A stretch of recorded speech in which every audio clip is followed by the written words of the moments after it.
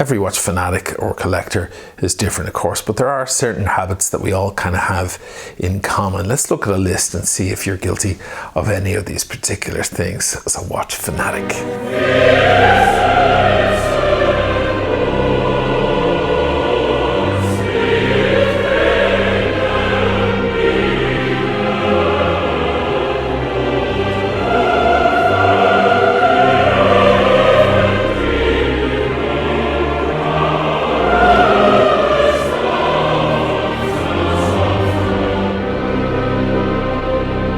Welcome back to the Timeless Watch channel, guys. I hope everybody's staying safe out there and washing their hands and doing all that good stuff. Before I get into anything, what am I wearing? I'm back to the old 116613LN, my two-tone sub, which I absolutely adore. A lot of people thought I was going to sell, and I did even consider selling it once I got the Sea Dweller that looks very, very similar, just larger. But honestly, I haven't really put any thought into selling it yet, and certainly now that the whole market has come to a complete halt, there's no point in even investigating what kind of price I could get for it. It has gone up in price, of course, with the recent price hikes that Rolex put out. It went up by like about €1,000, but $1,100-1,200, which is always nice to see the value of the watch go up in increments over time. But yeah, still loving this. A lot of people, of course, have the bluesy, the blue dial, blue bezel version, and I like to be a little bit different if I can. So no offense to the bluesy, I love the bluesy, it's a great watch, but it's nice to have the black one, just, you know, slightly alternative. And it has that cool kind of aggressive black and yellow looks. It's got a little bit of oomph to it. So let's take a look at a list of strange and funny things we watch collectors / fanatics tend to do. Spotting every watch. It's true. You start to see every watch around you. You know, you go into a restaurant and within 5 minutes you've already located, in the corner of your eye, you've located all the nice watches in the room, and if you see any particular pieces, you've already kind of got that mental image around you of where the beautiful watches are. Another thing a lot of us do as well, I've definitely done it a few times, is you're watching a movie or a YouTube clip or something, and someone kind of raises their wrist or scratches their head, and you see a watch and you go, hold on, what was that? And you pause and you rewind. You have to, in the middle of a movie, you could be sitting with your girlfriend or something, and she's like, oh my God, you're not doing this again. No, hang on, I just have to see the watch. Go back and go, what is that he's wearing? Most people look down a bar and see a bunch of hands, people ordering or picking up drinks, and just see arms and glasses with drink in them. But we as watch fanatics, what we see is all of that plus, oh, there's an Audemars Piguet, there's a Rolex, there's a fashion watch, there's a guy with no watch. You know, we'll notice the whole environment, and we'll keep kind of mental tabs of it. It proves that it really is a sickness. Past fashion watch stores. Yeah, watch guys don't even look at fashion watch stores. For every real watch store, boutique or authorized dealer, there's like 5 fashion watch stores that are just, they sell, you know, affordable jewelry, and then they have a few like Festina watches or maybe Daniel Wellington or something in the window, and then they have those little bead wristbands that a lot of men are wearing these days and so on. We as watch guys, we don't even see those. We just walk blindly past those stores. However, give us a little tiny place that looks even dingy or whatever, it has like 3 vintage pieces in the window, and we'll be like, oh, I need to stop and look or whatever. Or passing by, of course, an AD or a big store like that, we'll be transfixed, hypnotized, staring in the window at the various different pieces. A lot of people don't understand the difference, so they don't know why we don't look at the fashion watch store window. Missing a watch you sold. Yep, I think we're all guilty. You know, you get bored of a watch, you get a decent offer and you take the offer, and then the watch is gone, And then after a few days, you begin to miss the watch. I don't know how many people say, I should have never sold that watch. I wish I could buy it back. I don't know how many people recontact, I've done it myself, recontact the person you sold it to saying, will you sell me back that watch? I made a huge mistake. And the longer time goes on, the more you miss the watch. You kind of say, oh, I shouldn't have sold that. It really is a case of just missing what you once had. What's that Joni Mitchell lyric? You don't know what you've got till it's gone. Yep, that. Finding reasons to love your watches. People watch YouTube videos of watch reviews because they might be interested in purchasing that watch and they want to know all about it. But there's a good percentage of people who watch those reviews who already own the watch, and they just want to see it on someone else's wrist in a different environment, and they want to see somebody say how great it is. They want to see close-ups of it and so on, and then they want to feel better about their own watch. They just want to rejoice in the watch that they already have and kind of confirm to themselves that they made the right decision when they bought it. Adjusting to a new watch size. I know it sounds weird, but it's true. This is definitely a phenomenon that takes place. You might be used to a certain kind of watch, a certain size, and then you try a larger watch or a smaller watch and you think, oh no, this is the wrong size. But all you need is a couple of hours with that watch on, and you begin to just kind of, your mindset changes and you just get used to it. It's the weirdest thing. With my Sea Dweller that I got at Christmas, I was never really into those size of watches. That's definitely the largest watch I have, and it feels like a big beast on my wrist. But after a couple of hours of wearing it, it doesn't feel large at all. And I look at it and I think, you know, it doesn't look any different really to this watch. But then I come on and I try on this watch and then this feels really small. It's the weirdest thing. I have an Oyster Perpetual that's 36 mil. It's a tad small on me. But when I put it on at first, I think, oh, too small. But then it settles in and then I just look at it and it looks completely normal. Then I look back at something like a 40 mil and I go, ugh, looks really big. It's the oddest thing. Craving the watch you don't have. You tend to kind of think about the watch that you want next or the watch that you can't get a hold of more than the beautiful watches you already have that are sitting there waiting to be loved. But you're just not loving them as much as this watch that you still don't have. It's out there and you're on the hunt for it. You go online, you look at videos and so on about it. Meanwhile, you have all these beautiful watches sitting in a watch box that are feeling a little somewhat neglected. Us and them. We tend to kind of play an us and them kind of game, like have teams, as it were. It's just human nature. You know, I find a lot of guys who are big Omega guys hating on Rolex, you know, and Grand Seiko guys hating on Rolex. That happens a lot because they're kind of in competing worlds as far as price. But I've yet to meet a guy who has 10 Rolex and no Grand Seiko saying Grand Seiko is better, and vice versa.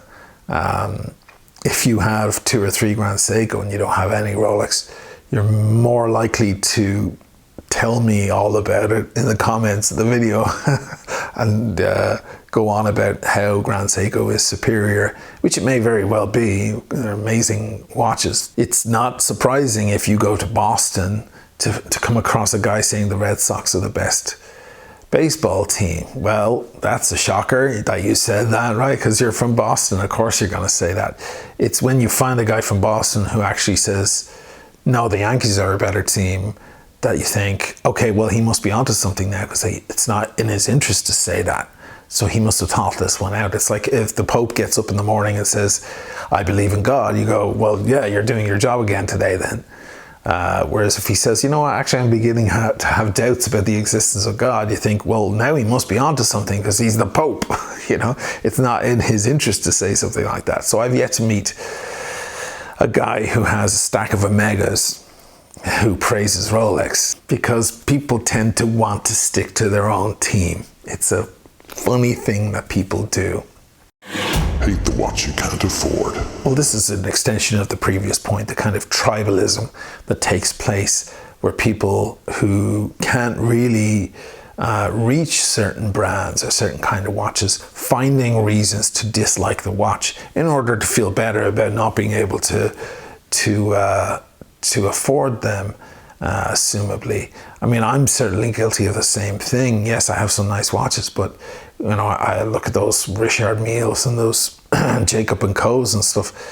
To me, they're completely ridiculous watches. They lack class.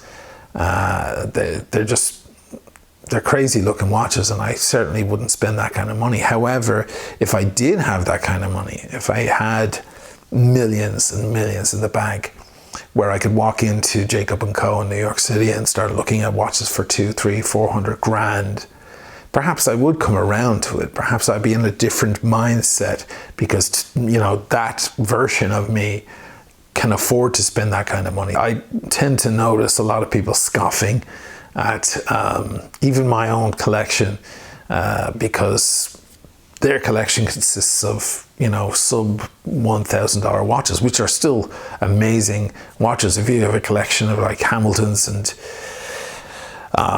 Tissot's, or, you know, Seiko's, for example, amazing watches. And you have to be reminded as well that if you've spent $800 or $900 on a Hamilton watch, that's still a lot more than most people are prepared to spend on a watch.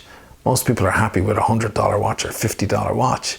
And a lot of people consider even the Apple Watch to be an expensive item. So it's all just relative. I scoff at the Richard Mille's and the Jacob & Co.'s. And then there's a whole bunch of people who scoff at me for the watches I have. It just tends to be a human nature thing. You want to feel better in your own milieu, and kind of scoff at everyone else, just the way it is. Watches are art. I think a lot of watch guys are unaware that they're into art. They don't realize that that's what they are. They're art collectors.